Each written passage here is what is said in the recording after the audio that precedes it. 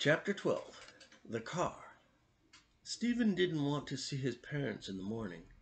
Before they got up, he left a note telling them he'd gone fishing at Franklin's Pond. He brought his rod and his old tackle box of bass lures and rode his bicycle down to the pond. He wasn't interested in fishing for bass. He didn't like to eat them and figured that if he wasn't going to eat them, there was no sense in bothering them. He arrived at the pond, hid his bicycle in the woods, and went to sit on the grassy bank in a spot not visible from the road. This late in the season, Stephen knew it was unlikely that he'd see any other fishermen. He just sat and looked at the water, calm, gray, reflecting the morning sky through a blanket of mist. Stephen knew that when the sun cleared the trees behind the pond, he would see the fog lit up, glowing bright over the calm water. He closed his eyes and slept until afternoon. He missed seeing the glowing fog. The following Monday morning, Stephen awoke before his alarm clock. November. It was cold in his room and still dark outside. The thought of riding his bicycle to work seemed more of a chore than it had during the harvest, even though it was actually an hour later, because he would not have to build fires for the Jamaicans. Stephen forced himself out of bed and into the shower. He did not shave. He got dressed, went upstairs to the kitchen, and started a pot of coffee, and made sandwiches for lunch. He drank 1 cup of coffee and poured the rest into his thermos. He didn't feel like having breakfast. Mr. Stroh was getting up upstairs. Stephen wanted to be gone before he would have to talk to his father about the weekend. Outside in the dark, Stephen got on his bicycle and coasted down the hill, the buzzing of the freewheel the only sound. Downhill out of the driveway was the long way around the circle of their road. The darkness had begun to fade in the east. He coasted down Filbert Hill Road toward Route 101. This time, he felt none of the thrill he'd felt that Saturday morning just 2 days ago on his way to Tracy's house to go to the orchard for the party. As he rode, the gray sky became lighter, revealing the fog that had settled in the lowland through which Route 101 cut. The way to the orchard went by Tracy's house. He was retracing the route by which he had walked home just the other night. As he got closer to Tracy's house, tears welled in his eyes. He rode faster so the wind would sweep them across his face. He tried to hold them back, but it was no use. He wiped his face on his sleeve as he rode, and just as before, the tears only smeared. The tears only smeared. He stood to pedal up the hill, at the end of which he would see her house. So early in the morning, nobody was about on the roads to see him. He was thankful for that. He topped the hill and looked to his left, to Tracy's house. The gray, clapboard house glowed dimly in the pre-dawn gloom, windows unlit. He imagined Tracy inside. Soon she would get up for school. He did not stop riding. He felt like he was riding in slow motion, although actually he was riding faster than he normally did. He tried to understand what he was feeling. He realized that ever since that day she rode on the tractor back in September, the day they had kissed, that was the first time he had ever been kissed by a girl, that it had been the promise of that moment that had given him the inspiration to face up to the grueling schedule of the harvest. The 15-hour work days, 7-day work weeks. He had enjoyed it all. It had all been a great adventure. He hadn't known why, but now he realized that he had been able to stay cheerful all that time because he'd believed that after the harvest, Tracy and he would be together. That is what he most wanted in life. He believed that if he had Tracy's love, all other challenges would be surmountable. But he didn't have that. Now, as he rode his bicycle away from her house toward the orchard, he tried to change his attitude. He knew he had to pull himself together before he got to work. After the party, he thought to himself, Tracy had told him that she was not the woman for him. He tried to convince himself that she would change her mind, that she would call him, and everything would be as he'd hoped. He thought about how silly he was to have been crying, how ridiculous it was that here he was, a grown man of 20, and she, 17, a junior in high school, that he'd been crying. He resolved to rise above this silly pain. He had to be a tougher man. Then another flood of tears blurred his vision as he rode. Stephen did not know it then, and would never find out.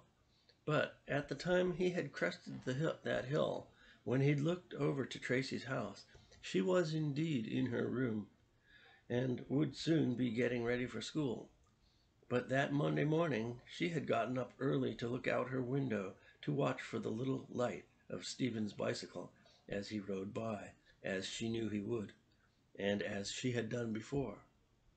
She too had awoken before her alarm. So you can hear.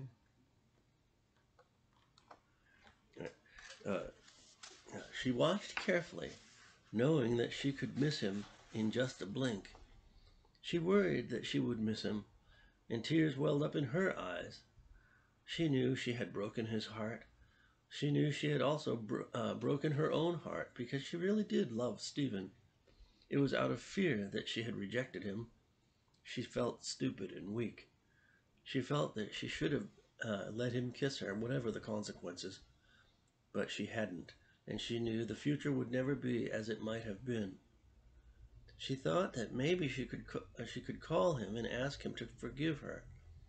Maybe he would understand, and they could start again. But her sensible side told her that she must not do that, and for Tracy, that side ruled.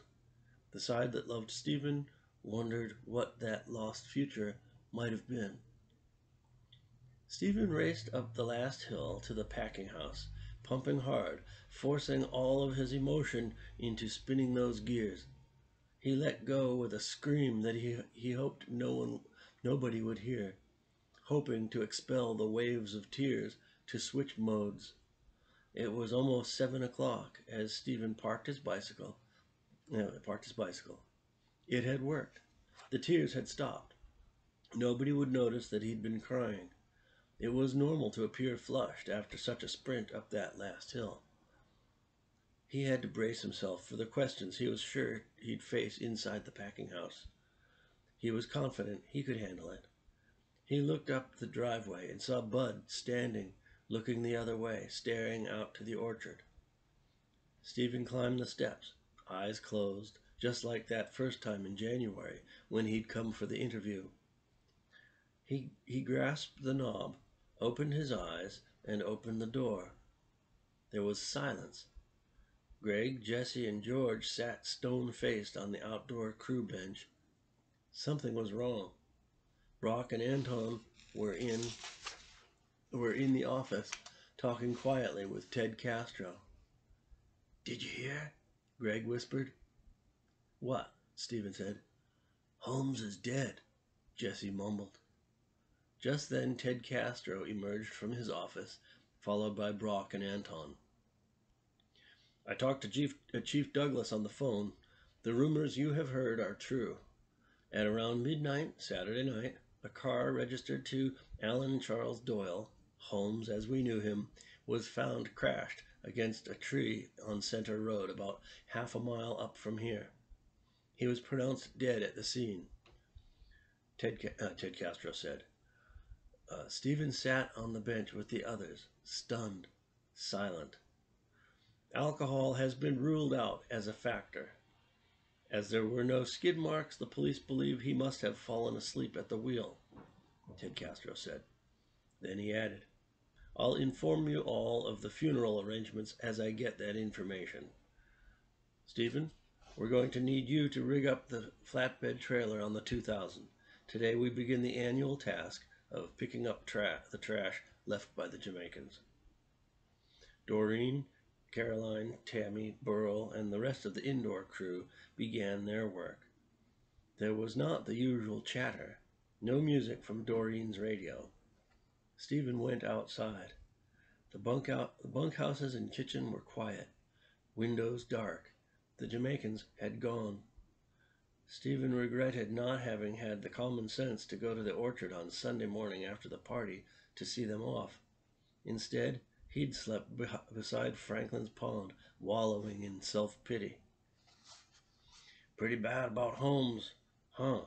Stephen said to Bud. "Yep. You never know when your number's gonna come up," Bud said. Stephen walked on past the garage to rig up the Ford 2000. He did his tractor routine, checking the brake fluid, hydraulic fluid, transmission fluid, the water in the battery, water in the radiator. Then he started the motor. Trash pickup was done the same way as brush pickup was done in the spring.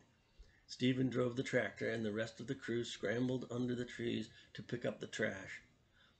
Holmes's wake was held the following night.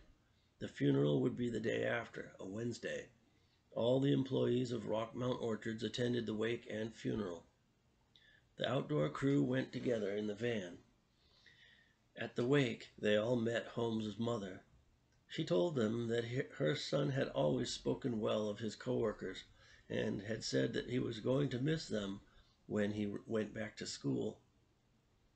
After the funeral, on the ride back to the packing house, Jesse broke the silence.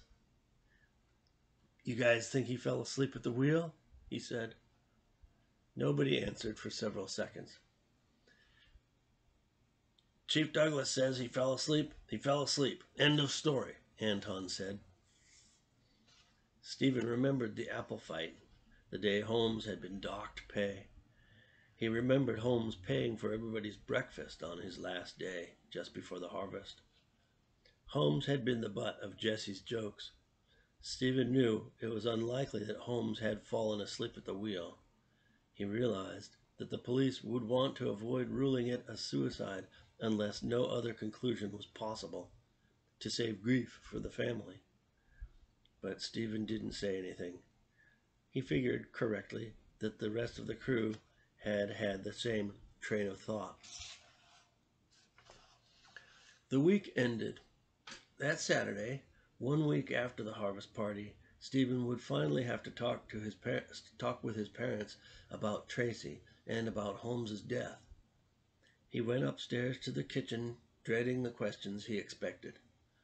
He ascended the stairs into the combined smells of coffee, cigarette smoke, and newsprint. Stephen unconsciously said the word newsprint, the word triggering a flash of memory back to first grade. Mrs. Stroh was cooking breakfast. Mr. Stroh sat at the table reading the paper. "Coffee's ready," his mother said. "Thanks." He poured a cup and sat at the table. There were no questions.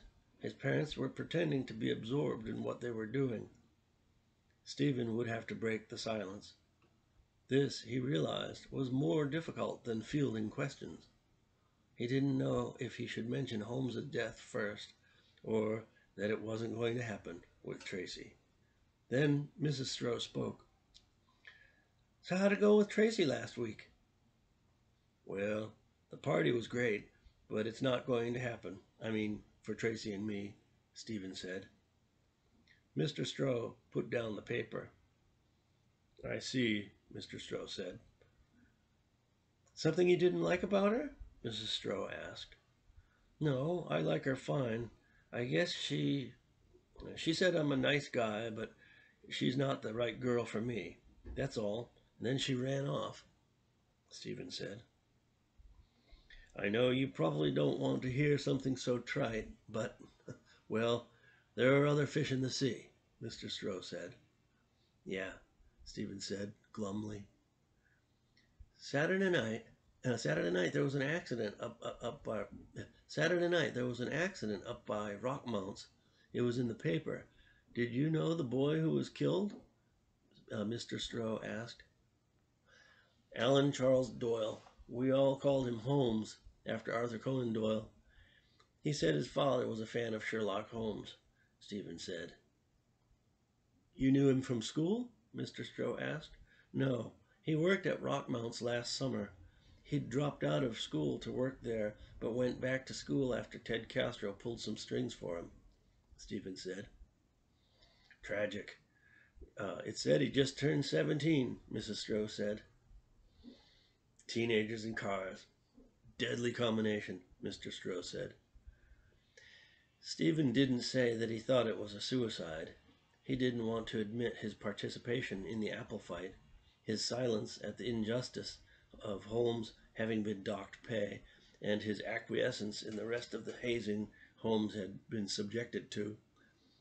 Stephen remembered Holmes' happiness at being out of school hell, as he'd said it that day in the van. Everyone at Rockmount had conspired to put him back in that place that he'd hated.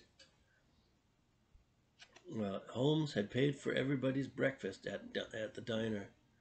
He must have known that there was no such tradition, but he'd paid anyway. Stephen kept these thoughts to himself. Stephen ate fried eggs, bacon, and toast. He remembered the thud sound he'd heard just after Tracy ran off in the night. That had to have been Holmes crashing into the tree.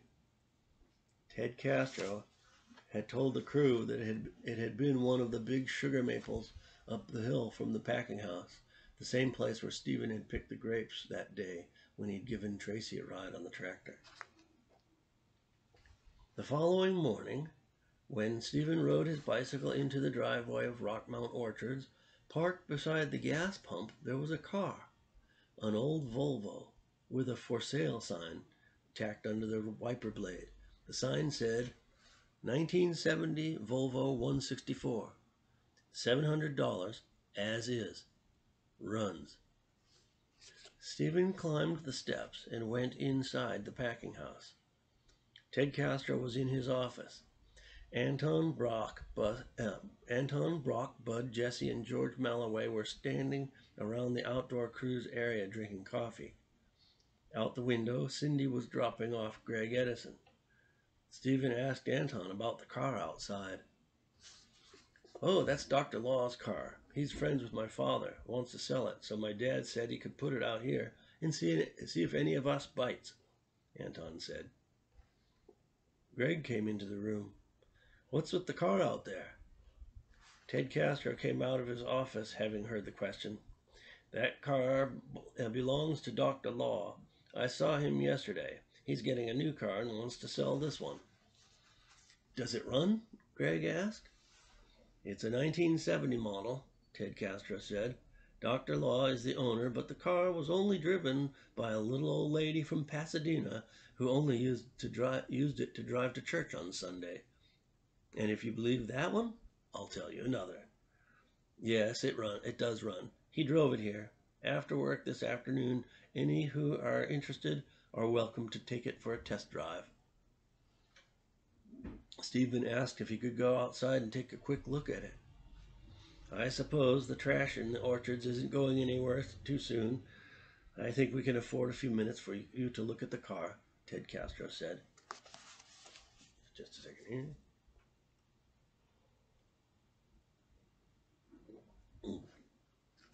Yep, the whole outdoor crew went outside. Anton opened the driver's side door and pulled the lever to open the hood. Greg lifted the hood and set it on its support that held it open. Damn, looks clean anyway. The wonders of a steam cleaner, Greg said, reaching to check the oil. The oil's new too, he said. Stephen didn't know much about cars, but agreed with Greg that the engine looked clean. Stephen got inside and sat in the driver's seat. The seats were very nice, he thought. They looked like they were made of real leather. The interior was not badly worn for a car so old. Stephen imagined himself buying the car. Where would he go? He sat holding the steering wheel, studying the dashboard. It seemed like a doctor's car, luxurious but modest. He knew he could afford $700. Through the harvest, he had saved more than $2,000, and he would soon get another paycheck. He had to get out. He had to get out of the car and begin work. The crew had all gone over to the van. Anton had hitched up the flatbed trailer to the Ford 2000 out back. Today we're going to the Williams. I'm going to drop these guys off at the diner. You drive the 2000 up to the block, and I'll pick you up and we'll all have breakfast, Anton told Stephen. Stephen was relieved that he could drive the tractor instead of riding with the rest of the crew. He walked up through the building past the machinery where the full bins were dipped in DPA for storage. He saw Burl Crothers adjusting something on the machine. "Morning, Burl," Stephen said. "That's right, it's morning," said Burl. "Well, just saying hello," Stephen said as he walked toward the far end of the building where it opened to the paved lot where the tractors were parked. Then just say hello," Burl said to Stephen's back. "Okay, hello, Burl," Stephen said. Stephen was used to the Ford 2000. It felt good to do his morning ritual inspection, checking the fluids, tire pressure, and grease points, just like he'd been taught by Ted Castro in the spring. It had become second nature. He realized that his time at the orchard was approaching 1 year. He looked over at the tree where he'd helped Mackie kill the goats, the goat-killing tree. He remembered how much he'd looked forward to being Tracy's boyfriend. He imagined what she would be doing at that same time. She was probably on the school bus on her way to New Dartford High. He had to think of something else. He started the tractor and let it idle. Then he walked back down through the building, following his routine to get a cup of coffee in the packing house break room. But then he turned around and walked back to the tractor. He wasn't going to be able to face Doreen and the others in the break room. He got in the tractor seat, undid the handbrake, pushed down the clutch, put the tractor into gear, and slowly let up the clutch. The tractor began to move. He shifted into second and third gears without using the clutch. In order to stop thinking about Tracy, Stephen forced himself to contemplate the workings of the clutch. It was his brother Philip who had first explained that the clutch is like two stone grinding wheels that face each other. When you push the clutch pedal, it separates the wheels and disengages the engine.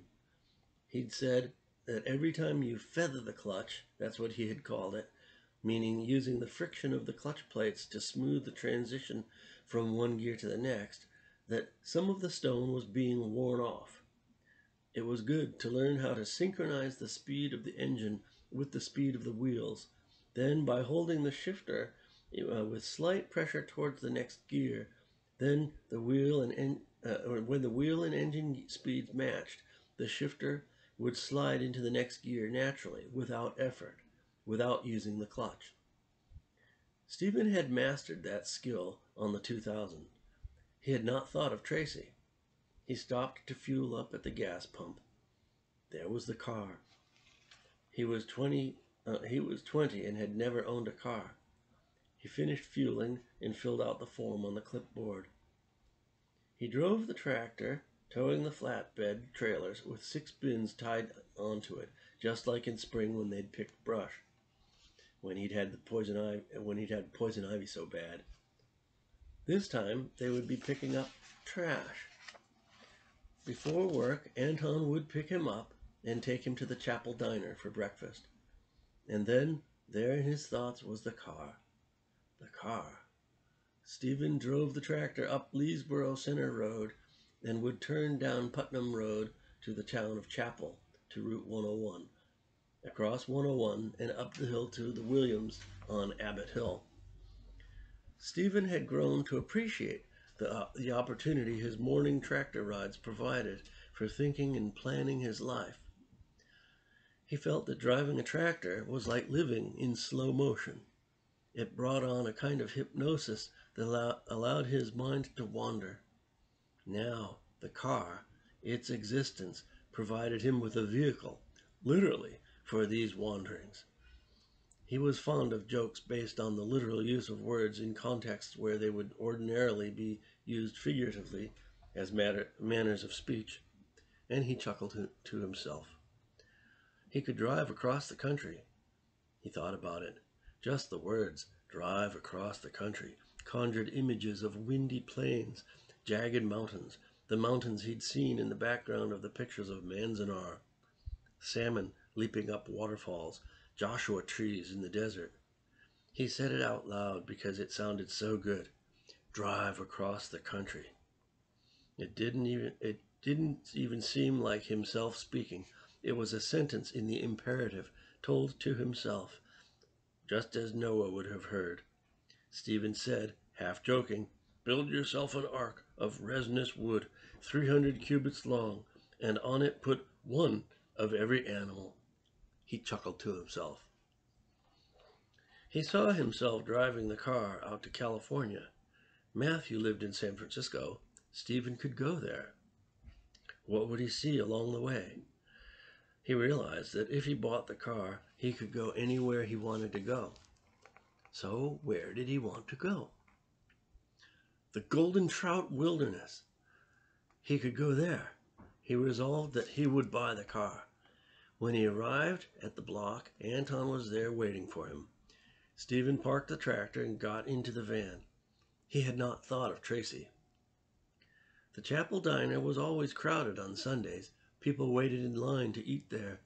But Monday mornings were not crowded. Stephen and Anton joined the rest of the outdoor crew. They were drinking coffee, waiting for Anton and Stephen. Stephen sat down and a cup of steaming coffee was placed before him. How'd it go with you and Tracy anyway? She's pretty hot, Greg asked. Stephen had to tell the story. Well, she said I'm a nice guy, but not the guy for her. Or maybe it was she's not the girl for me. Anyway. Stephen stared into his coffee. That's too bad. I've been rejected a bunch of times, but in my case they never said it so nicely, Greg said. Chicks don't never like nice guys. You'll learn that someday, George Malloway said. Then Jesse said, No, I don't think Stephen's ever gonna learn that one. He ain't never gonna get laid. Stephen looked at Jesse and at George, then back to Jesse. He realized that with Holmes gone, he would be the next target, unless he fought Jesse. He did not want to make a scene at the diner. Stephen was about the same size as Jesse, and maybe stronger athletically. He realized he might be able to beat him in a fight. But what then? Jesse had nowhere else to go than the orchard. Stephen wouldn't stay working with Jesse after a fight. I guess I'll just have to learn not to be so nice, Stephen said. Breakfast ended without incident. Up at the Williams, the poison ivy that had hidden so stealthily in the grass in the spring now stood out conspicuously, having turned deep red. Its leaves would hold on late into the season until the snow fell. In November, it was remarkable as one of the few touches of color remaining on the otherwise drab landscape. Stephen had read in his mother's gardening encyclopedias that some people in England grow poison ivy deliberately as an ornamental. Stephen wondered if that were really true. We don't want a repeat of old Yoke-Nose, Stephen's designated driver, Anton said to the crew. During the harvests, the policy was that the Jamaicans would eat their lunches wherever they happened to be. Sometimes they ate lunch while perched in the top of a tree. They'd drop their trash wherever they were. They were working piecework. Time was money, and none of their time would be wasted tending to trash. That would be done after harvest by the outdoor crew. Those were Ted Castro's orders. Stephen drove the 2000 just above an idol. The crew scrambled under the trees, picking up paper bags, plastic bags, cigarette packs, juice cartons, beer bottles, crumpled clumps of aluminum foil. They put it all in garbage bags and brought the bags to the bins on the flatbed. When the bins were full, someone would climb aboard, and Stephen would drive to the loading area. Al would be waiting, smoking cigarettes in the cab of the truck. They'd throw the bags into the truck. At the end of the day, Al would take it all to the dump. This day, at 11 o'clock, a morning fog still lingered low while sunlight pierced cracks in the thinning overcast, casting shifting fans of light across distant forests and fields, making rainbows in the fog before Stephen's eyes. He wanted to think of Tracy's rejection in positive terms. His parents had for years hinted at the reality that a child cannot stay with his parents forever. He remembered the dead baby swallow, the one that had not been ready to fledge. When Stephen was 12 years old, barn swallows had built a nest underneath the deck that Matthew and his friends had built on the back of the house. Stephen had watched the baby birds grow. He and his mother were digging together in the flower garden just under the nest, the parent birds flying in and out, bringing food to their young in a flurry of graceful wings. There will come a time when the baby birds must leave the nest, she'd told Stephen. One day, Stephen found that the baby swallows had gone. Then he saw a dead one, crumpled on the ground below the nest. Stephen had long feared that he might be like that swallow. Now the time was coming that he would have to leave the nest too. If Tracy had not rejected him, would he stay at the orchard? He wouldn't make enough money to get his own place to live. It would be impossible to move out on his own while working at the orchard.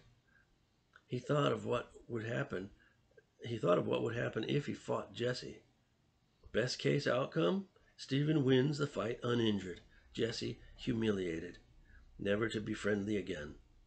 Worst case outcome, Jesse, having been in jail, having been in fights before, wins the fight, Stephen bruised, bloodied, and humiliated, crumpled on the ground. From his vantage point on the seat of the 2000, Stephen admired the unfolding visual miracle set before him. Fog glowing in the valley, shadows of clouds and patches of sunlight moving across ochre fields of corn stubble, gray forests of leafless maple, beech, birch, and oak, dark groves of pine, spruce, and hemlock contrasting with the hardwoods. He imagined himself watching a time-lapse film of the landscape. Cloud shadows speeding across the land, patches of softwood and hardwood forest expanding and contracting over the course of hundreds of years. He imagined the mix of trees moving across the land, softwoods overtaking hardwoods, softwoods fading into hardwoods. Over millennia, the different species of trees had developed relationships with each other. Some were pioneers with wind-blown seeds to be the first in after a fire. Other trees, which could only survive under a closed canopy, would ultimately dominate. Those were the hemlocks. Stephen had read that somewhere, he remembered. It was the concept of succession in forestry. The hardwoods are prone to extremes. In autumn, extremes of beauty. In November, their splendor having blown off in the wind, they are skeletons. As a mass in the distance, they would best be painted by blotting gray paint with a sponge or a cotton ball on the canvas, Stephen thought. The evergreens are more stable, perhaps boring to some people. Stephen drove the 2000 while the rest of the crew scrambled for trash. His insight was that all things change with time. In time, all he knew and loved about his home, about New Hampshire, America, the world, the universe, would change. New Hampshire would become as unrecognizable as anywhere else in the world.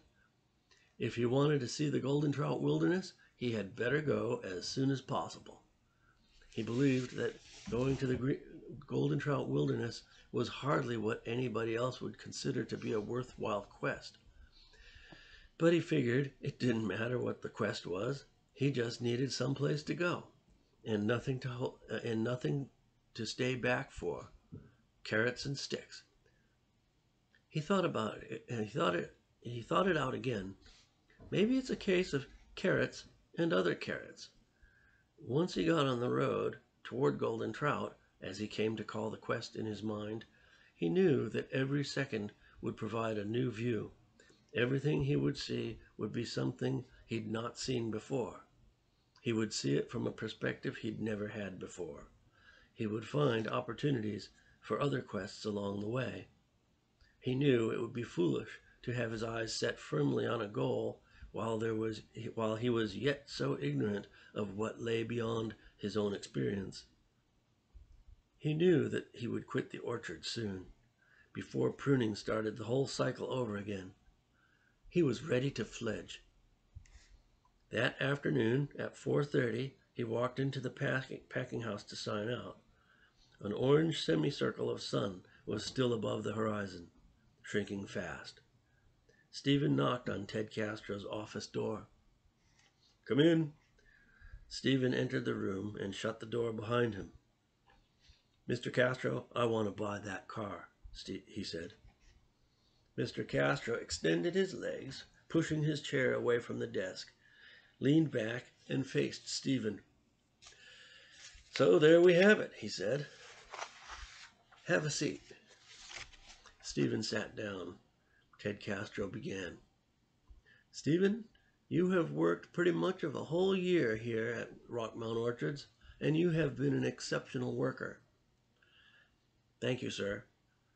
Ted Castro leaned back in his chair just as he had on that January day when they'd first met, the day of the job interview. And he beamed at Stephen just like before. But this time, Ted Castro seemed to know what Stephen was about to tell him. He hoped for it. "You want to buy the car. Is there anything else you wish to tell me?" "Yes, there is, Mr. Castro. I'm sorry to have to tell you this, but I'm going to leave Rockmount Orchards. This is my 2 weeks' notice," Stephen said. "I see. Do you have a plan for what you will do?" Ted Castro asked. "Well, after the party, Tracy and I were walking home, and she told me she wasn't the girl for me. I had hoped that would work out, but, well, no, I guess I have no plan," Stephen said. Ted Castro said, "I see. I'm sure that is a serious disappointment for you." Stephen was silent. "Losing in love hurts deeply, but you will recover," Castro said. Stephen looked at the row of yellowed Nagasaki pictures tacked to the wall. It occurred to Stephen that Ted Castro looks at those pictures every day. Stephen wondered how many years those pictures had been there. Mr. Castro continued, "I hope that you will take that car and go out and see this country. And I hope you see other countries too. After that, you can make a plan." "Okay," Stephen said. "Now then, there's one small piece of advice that I will give you. That is, never buy a car without giving it a test drive," Ted Castro said. He took the keys off the pegboard and handed them to Stephen. They walked to the outdoor crew bench in the packing house. "I'm going to take the car out there for a test drive. Anybody want to come along?" Stephen said. Greg Edison said he would. Then Bud, Jesse, and George Malloway all said they'd come along too. "Well, that'll be a pretty full car. I'll sit this one out," Anton said. So they went out to the car and got in. Stephen put the key in the ignition, stepped lightly on the gas pedal, and turned the key. The engine turned over 3 or 4 times and then came to life. "So far, so good," said Greg Edison. Stephen gave it a little gas to see how it sounded. It was smooth, not husky like a muscle car. "Okay, everybody, here we go." He put it into gear and drove onto the parking lot, down the driveway to Leesboro Center Road, and turned right to go up the hill. "Give it some gas. You drive like my grandmother," Greg said. "It's floored." As they crested the hill, the car picked up speed. On the flats, the car ran normally. It did seem underpowered on the hills, but then again, there were 5 men in the car, so Stephen figured that it wasn't a serious problem. He drove all the way to the Leesboro General Store, pulled over and parked. They all got out and went into the store. Greg bought a 6-pack of Pabst Blue Ribbon plus 1 single can. Outside the store, the sun having disappeared, Greg handed everybody a can of beer. They all stood around the car and opened their cans. "So you gonna buy it?" Greg asked. "I think I will," Stephen said. "Excellent," Greg said. He gestured to the crew to hold up their beers. "To Stephen's first car," Greg toasted. They tapped their cans in cheers and drank. Then they all got back in the car, and Stephen drove back to the packing house. Ted and Anton Castro were waiting in the parking lot. Stephen parked, and they all got out. "How come I knew you were going to come back with beer?" "So, Stephen, what's the verdict?" Ted Castro asked.